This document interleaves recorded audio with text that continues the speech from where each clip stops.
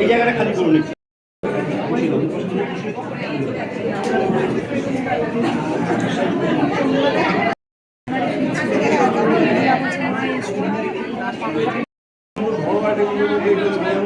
এটা ছাড়বো, ওটা ছাড়বো, এটাকে ছাড়বো,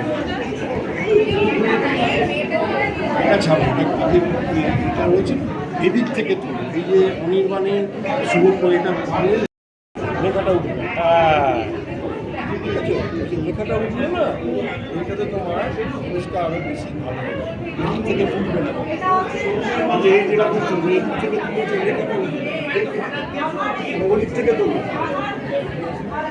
এটা ওদিক থেকে করলো।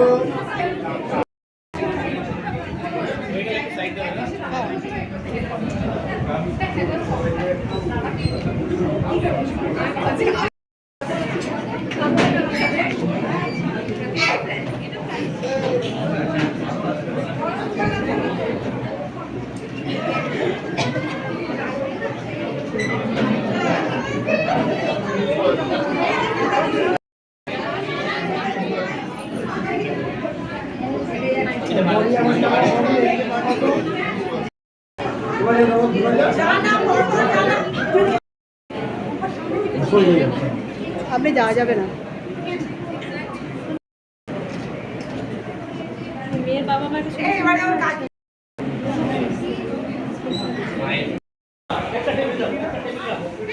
ছোটা। দেখো বন্ধুরা, তোমরা দেখতেই পেলে মিঠাই আর অনির্বাণের আইবুড়ো ভাত খাওয়ার পর্ব শেষ হলো।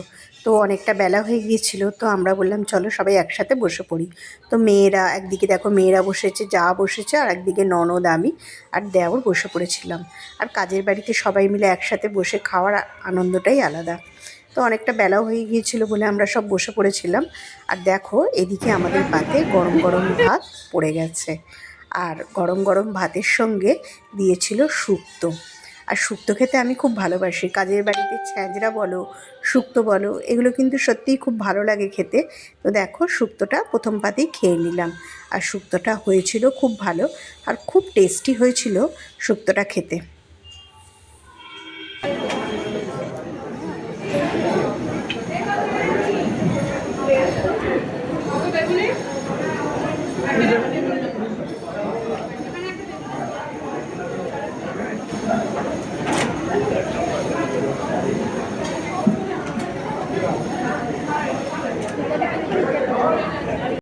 দেখো শুক্তোটা খাওয়া হতে না হতেই তারপরেই চলে এলো পাতে ভেজ ডাল।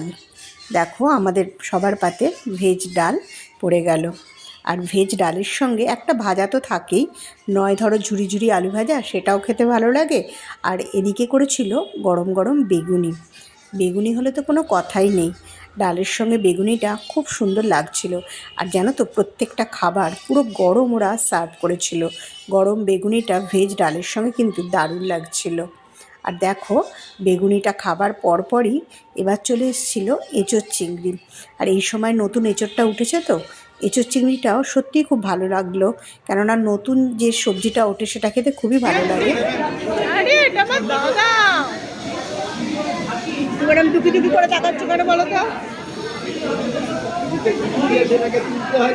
দাদাকে খাওয়াচ্ছি না, হবে না না।